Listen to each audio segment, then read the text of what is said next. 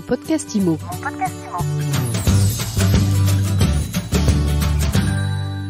Eh bien, on se retrouve pour un nouvel épisode de mon podcast IMO en live du Salon Rennes. Je suis avec Cyril Janin, président de Bien Ici. Bonjour. Bonjour Ariane. Cyril, vous exposez au Rennes depuis des années. C'est une belle édition qui est en train de se terminer.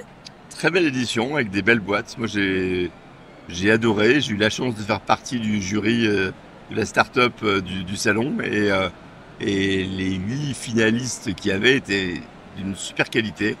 Et j'étais assez fasciné par le regroupement de la PropTech et de la FinTech. Et Estia, c'était mon petit préféré. Et là, il a été élu gagnant du jury. Donc, j'étais content. Votre voix, elle porte. Je ne sais pas si ma voix porte ou pas. Non, j'ai même essayé de faire un jury non influençable parce que j'ai pas mal d'expérience dans les jurys. Et plutôt que qu'on parle à la française pendant 2 heures, sur les 8 boîtes, j'ai dit chacun prend un papier, écrit son numéro 1, son numéro 2, son numéro 3. La première, elle a 5 points, la deuxième 3 et la troisième 1 point. Chacun cache son vote, on le met et on le met sur un tableau après. Personne n'influence le vote de l'autre. Et en 10 minutes, on avait voté. Et ils m'ont regardé en disant mais d'habitude on y passe 2 heures. Efficacité. Estia, ça fait donc du leasing immobilier. Estia, ouais, c'est ce que j'ai entre le rapprochement entre la FinTech et la PropTech, c'est permettre, on le voit bien que le marché d'immobilier actuel, il y a de moins en moins de primo-accédants, de plus en plus difficile d'accéder à une location. Et Estia, ça permet effectivement de pouvoir financer le fameux apport qu'on n'arrive pas forcément à trouver facilement. Et il y a plein de ça rejoint aussi les sujets sur la location comme les garanties, comme des locaux, enfin comme plein de boîtes qui aident, qui facilitent des jeunes accédants à la location ou à l'achat. Et je trouve ça beau, c'est bien, c'est utile. Le Rennes, c'est un peu votre terrain de jeu, à la fois en tant que patron de Bien Ici, avec l'innovation dans votre ADN. Et puis, il y a beaucoup d'entrepreneurs et vous avez un profil de serial entrepreneur, on peut dire ça ? On peut dire ça, ouais. J'ai dû créer quelques sociétés et puis je suis depuis 14 ans coach à Télécom Sud Paris. Donc, j'ai dû suivre et coacher, 150 ou 200 boîtes, j'imagine à peu près. Alors, c'est un bon cru, le Rennes 2022. Ouais, vous avez traîné dans les années. C'est quoi l'innovation cette année ? Ce que je disais, pour moi, le rapprochement FinTech-PropTech qui permet de faciliter le financement. Donc, c'est la financiarisation. Oui, mais dans le bon sens. Dans le bon sens. Dans le bon sens, que moi, la financiarisation, même si je suis admiratif de leur réussite, d'un Mastéos, d'un Beanstalk ou autre, je trouve que ça parle trop d'argent, trop de rapports. Je m'étends dans des tokens ou dans des monnaies virtuelles pour que ça me rapporte tant. Et la pierre, qui est quand même un besoin primaire de se loger, devient un outil de spéculation. Et ce côté-là me dérange un peu plus. Voilà. Mais le côté, je romps les barrières de l'apport personnel ou de la caution ou autre, parce que j'ai vu une boîte qui est pas au Rennes la semaine dernière et qui permet de faire un peu comme un Lecci ou un Lydia. Alors, il faut que je dépose ma caution pour ma location, je suis étudiant, il faut mettre 1500 €, je les ai pas, et donc je vais demander à ma tante, à mes amis, etc. et tout, d'y participer et de m'aider à la financer. Voilà. C'est tout bête, mais c'est vachement utile. C'est de la financiarisation, mais il y a du cœur, on va dire. Et exactement. En tout cas, il y a une utilité, surtout à l'aube d'un peut-être, sans doute, retournement de marché.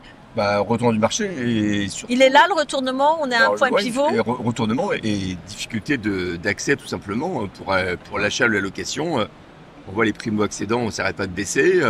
Sur la location, j'ai discuté hier avec le patron d'un grand réseau qui me disait, nous, sur Rennes, ils font aussi administration de biens, on publie même plus les annonces parce que il y a 1000 appels dans la journée et on est débordé, donc on les donne d'abord aux propriétaires dont on gère l'immeuble, aux occupants de l'immeuble qui sont dans la copriorité, et ils le publient même plus sur un portail, même pas sur leur propre site.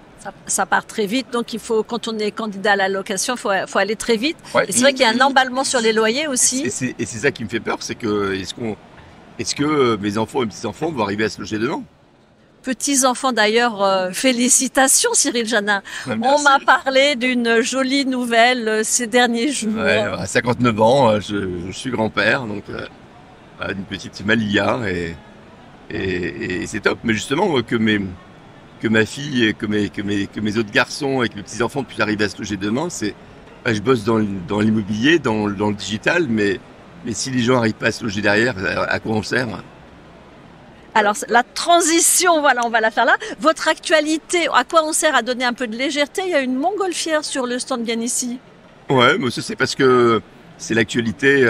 Bien ici a toujours eu dans son ADN une map en 3D, donc on a toujours été dans la projection, dans comprendre l'environnement et voilà. Et puis au mois de mai-juin, on a racheté Habiteo, qui était le leader de la modélisation 3D pour les promoteurs. Et donc cette montgolfière, c'est un petit clin d'œil sur une campagne de com dont le slogan c'est projetez-vous, point, vraiment, point, pour se démarquer aussi des autres portails immobiliers. Notre différence, c'est cette carte 3D. Et donc la montgolfière, c'est un moyen de le symboliser, de comprendre que la 3D, que la projection dans le bien et dans son environnement, c'était notre bataille. Alors vous lancez aussi un nouveau forfait pour les agences, pour vos clients, pour les clients de bien ici. Oui. Bah, la différenciation aussi mis à part la carte, c'est aussi notre actionnariat. Notre actionnariat, ce sont des professionnels de l'immobilier et ils nous ont remonté cette année 2 freins majeurs. Un, la prise de mandat, c'est le cas depuis 1 an et demi, 2 ans. Il y a eu tellement de belles ventes qu'ils n'ont plus grand chose à vendre en portefeuille. Et deuxième sujet, comment se développer économiquement dans un marché de recrutement tendu. Les agents immobiliers ont du mal à recruter. Donc, dans notre nouveau pack, on a passé un deal avec Recrutimo, qui est un site d'offres d'emploi spécialisé sur l'immobilier. Et donc, chaque client de bien ici aura le droit à une annonce par mois pour l'aider à recruter. Pour information, s'il devait l'acheter de manière unitaire, c'est 350 €.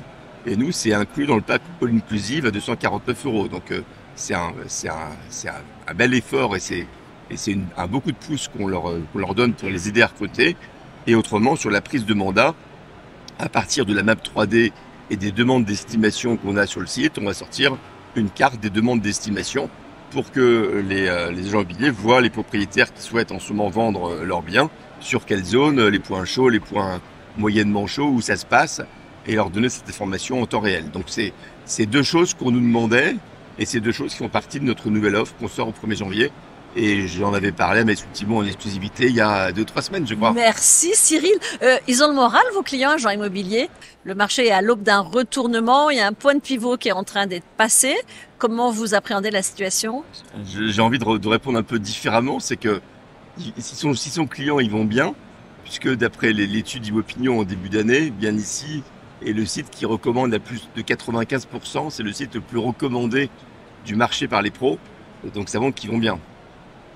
Ils vont bien parce qu'ils sont vos clients, mais globalement. J'ai répondu à côté de la plaque, mais c'était trop tentant. Bon, alors on revient dans la plaque. Vous avez un observatoire Statici qui publie des statistiques régulièrement. Et vous avez à côté de votre bureau un tableau où vous voyez les offres évoluer. Le nombre d'offres n'arrête pas de monter, les stocks se reconstituent, donc ce qui est pas mauvais du côté de ceux qui recherchent. Voilà, mais ça montre que le délai d'écoulement, il y a encore 6 mois, 1 an, le bien partait dans la journée ou dans la semaine. Là, c'est la durée est en train d'augmenter. Et puis, on a beaucoup notamment sur la promotion, des acheteurs qui n'obtiennent pas leur crédit. Et on est suivant les différents promoteurs, ils nous remontent entre 40 et 50% de dossiers qui, in fine, ne sont pas financés, alors que l'acheteur pensait être finançable. Donc tout ça rallonge évidemment les délais et tout ça va contribuer à rééquilibrer un peu le marché. On est en économie de marché, hein, donc on n'est pas à Cuba ou au Venezuela ou ailleurs. Donc c'est les jeux. Je dirais pas le rendre catastrophique. Et puis bon, à 59 ans, 6% de taux d'inflation. Vous en avez vu d'autres? J'en ai vu d'autres, donc j'ai vu les taux d'emprunt de mes parents à 14% à l'époque pour leur maison, donc tout ça se rééquilibre. Donc moi j'ai pas de clients qui me disent ouh là là c'est compliqué, sauf dans la promotion immobilière où effectivement c'est très compliqué. et sur plein d'enjeux différents. Donc qui se cumulent. C'est l'enjeu du foncier, l'enjeu d'obtenir son... l'enjeu de l'augmentation du coût des matériaux et comment je vais faire ma marge dans ce contexte-là. Là, c'est compliqué. C'est l'existence même de la boîte qui est en jeu. Mais comment est-ce que tout ça, ça influe sur votre business plan, sur vos perspectives de développement pour Bien Ici? Le paradoxe sur l'ancien, c'est que quand le marché va mal, l'agent immobilier, en gros, le prix d'un portail, ça va être 200, 300, 400 euros par mois. Le ROI, je fais une transac en termes d'honoraires, c'est 8 à 12 000 euros. Donc, un agent immobilier qui va mal, jusqu'au dernier jour avant son bilan, il va essayer de jouer, de diffuser sur le max de portails pour essayer de faire sa vente et faire ses honoraires. Un peu comme, je sais pas, comme au casino ou autre, voilà, on joue jusqu'à la fin.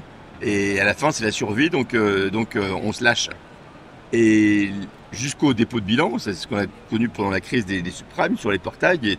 Et les portails et les magazines papier à l'époque ont pris le bouillon d'un seul coup. Mais jusqu'à la dernière minute, le business est bon sur un portail. Donc j'ai la chance d'être patron d'une boîte où jusqu'à la dernière minute, même quand ça se tend, vu le prix de l'annonce à 249 euros pour 100 annonces de diffusées, c'est 100 fois l'opportunité de gagner 8 à 12 000 euros d'honoraires. Donc même si ça va mal, j'ai la chance d'être sur un métier où jusqu'ici tout va bien. Exactement, c'est un bon résumé. Merci beaucoup Cyril Jana, président de Bien Ici. Merci. Mon podcast IMO.